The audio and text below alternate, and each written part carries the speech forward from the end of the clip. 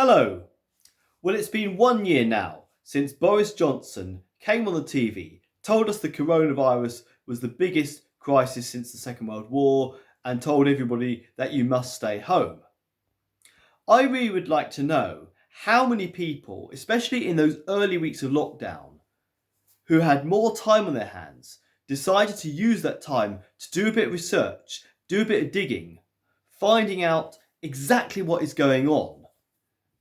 Because, after all, this is a major disruption to almost everyone's life. You can't do simple things like go down the pub, or go to church, or play sport, or whatever it is you do anymore.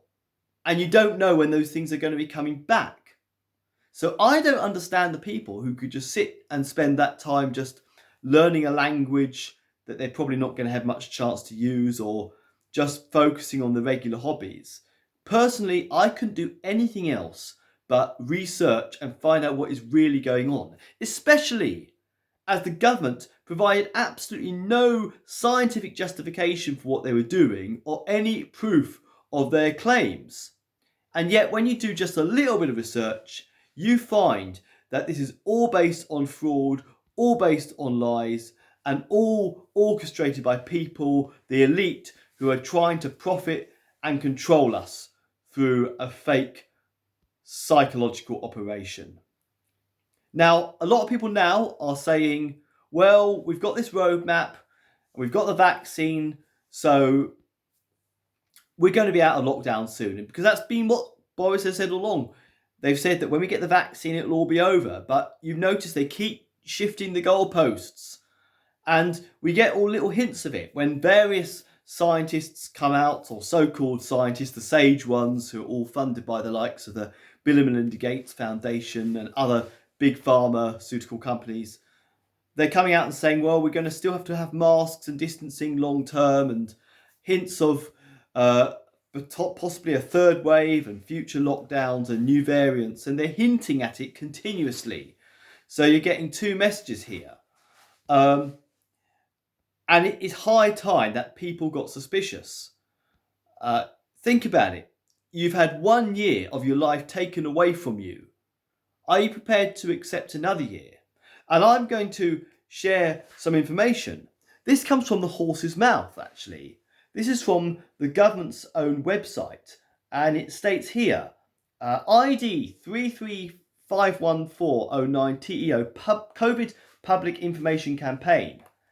It says here the Executive Office is requiring the immediate appointment of an advertising contractor to build on and continue to deliver a multimedia advertising campaign on COVID-19. The contract duration is for 2 years, commencing on the 1st of April 2021. That's a bit odd. So they basically are telling you that they know that this COVID-19 is going to go on for another 2 years.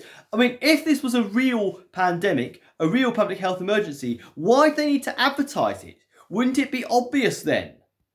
And if it is a real public health emergency, how do they know that it's not going to be dealt with before 2 years? Nothing makes any sense. But yet, despite the fact that there are scientists and doctors and many other people showing that this doesn't make sense, saying this is an utter fraud, it doesn't seem to matter. Truth doesn't seem to matter to this government, because they're following a business plan orchestrated by the globalists, the internationalist elite. Truth doesn't matter. They're just going to push through it no matter what. And here we have the World Bank, and they have this document, COVID-19 Strategic Preparedness and Response Programme document. It's marked for official use only, and it has March 2025 as the estimated end date for this programme. The expected programme closing date, 31st of March 2025. So they're going to carry on this whole scamdemic till 2025. And after that, we have this other document. I'm going to link all these below. The SPARS Pandemic, 2025 to 2028. A futuristic scenario for public health risk communications. And this comes from the Johns Hopkins Centre for Health Security. And it was the Johns Hopkins University that were part of Event 201, along with the World Economic Forum and the Bill and Melinda Gates Foundation, which did all this scenario planning for a future pandemic. And then 6 months later, it happened. So I don't think this is just dealing with a theoretical scenario. I think they're trying to tell people what they're planning. But of course, you won't hear this on the BBC, you won't hear this on mainstream media, but this type of information, I've got it, so it is in the public domain. I'd also like to introduce you to something else, the People's Strategy from the Hardwick Alliance for Real Ecology.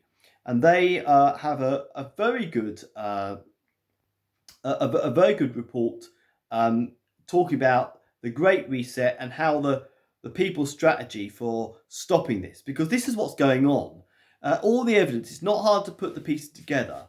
The global economy is collapsing. The debt is racking up. So the international bankers, the international elite, what they're trying to do is they're trying to collapse the world economy, especially in the West. That's why there's an attack on the small business. That's why the big supermarket chains can continue to remain open, but the small independent so-called non-essential businesses are being forced to close. They're trying to destroy businesses. They want to collapse the economy and systematically destroy society until everything's destroyed and they can bring in their new Great Reset, the World Economic Forum's Great Reset, where you will own nothing and be happy. And this is all tied in with the United Nations Agenda 21.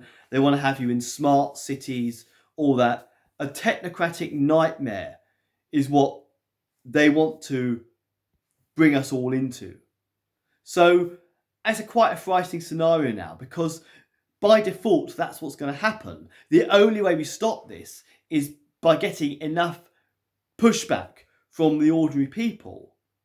And sharing information is just the stage one of that pushback. I've been sharing a lot of information this past year, mainly on social media, because that's where I can reach a number of people. I don't know what effect it's had, but I hope that some of the information and the links that I've shared have influenced someone and caused someone to become aware of this and to wake up to what is really happening.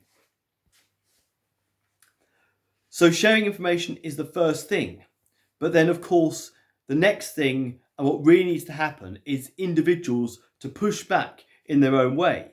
If all the businesses who are told they must close and that they're a public health threat refuse to do so, furlough or no furlough, what would they be able to do about it? If people from other institutions knew about this Great Reset agenda, they knew full well that it's not about a virus. They could see beyond the smoke screen. They could see through the lies of the Behavioural Insights team. And they said, we're not going to comply with this. We're going to push back against the COVID agenda. How would they bring it in then if you get large numbers of people doing that? Not necessarily going to protests, although they can perhaps be helpful in some ways too. But primarily, we need pushback on a day-to-day level in whatever situation people are in. That's the only way I see out of this. But first of all, we need to share information. That's the starting point. So I've got some links below.